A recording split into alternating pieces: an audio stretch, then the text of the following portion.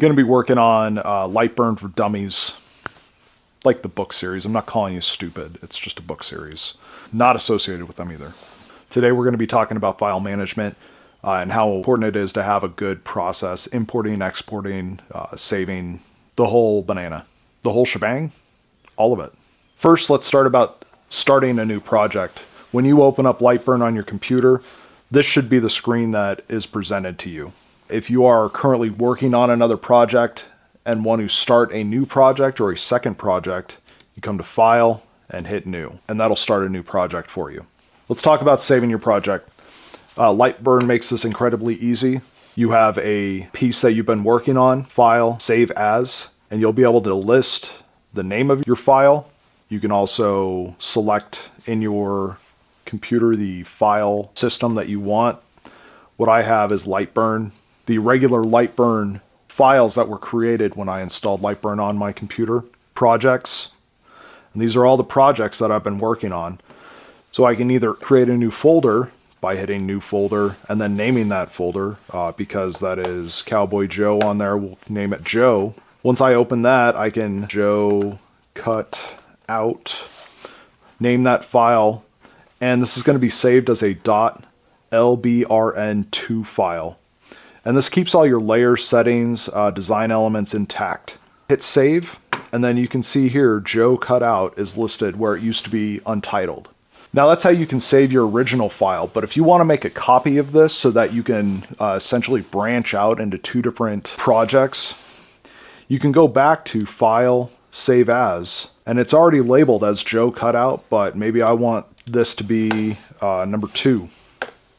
So now Joe Cutout number 2 is on there, and I can take that file that was originally created and branch out from that and do something different with it. And we'll just put in here a square or hit save, which is right up here, and File. I can go back to that by Open if I want to open up that previous file, the Joe Cutout, which you can see there's no square in there. But if I just recently worked on a project, I can also go to the File, Recent Projects, and this is all of the recent projects that I've done on this computer. And you can see here that Joe Cutout number 2 is labeled right there. If I click on that, now I have that rectangle in there. So you can work back and forth or go back and forth, or when you first open up LightBurn and there's nothing on your screen, you can go to File, Recent Projects, and these are all of the projects that I've done.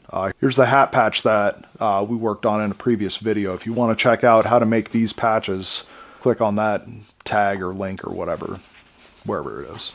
All right, importing files. So you have your project open and you want to start working on something. Great place to get files is Creative Fabrica. There's going to be a link in the description below. It's an affiliate link. I get a kickback if you sign up for it. It's really cheap, super worth it. Go check that out. But you download a file from there and you want to import that into your project so that you can make a bigger project or start cutting that or whatever. File, Import, click on that, and it'll bring up your File Explorer.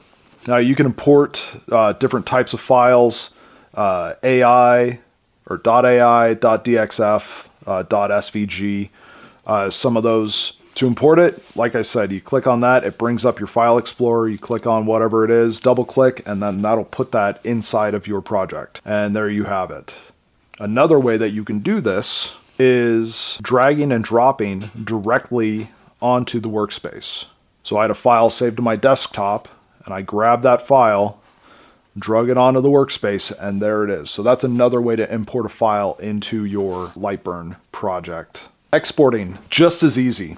If I want to export this project that I have here, these 3 patches, File, Export, location that I want to export them to, this is patches, we'll just go to whatever. We'll go to SVGs, and this is the file type that I'm saving, SVG, like I said, AI, DXF. We'll save it as an SVG and new patch design. Now if I want to import that SVG file that I saved, I'm going to go to Import, find my SVGs here, New Patch Design, click on that, and now you can see all 3 of those items were saved in that export, and then I'm able to import that. But what if I want to just save one of these? All you have to do is click one of them. So now you can see this one selected. File, export, single patch design, save, and now file, import when I want to look for that, single patch design, click on that, and now you can see it's just the one. So if you don't select anything, it's going to be the entire project that you're working on. But if you select something or a part of the design and want to just export that, you select that, hit export, name that file, and then you'll be able to use that in other projects. Now, if you're anything like me, you probably work on a ton of projects at the same time. So like I stated earlier, this recent projects selection in your file selection is a lifesaver. So I can go back to projects that I recently worked on and just pull those up without having to go through my files and try and search for what that project is. Another way to do that is to right click on the icon in your toolbar.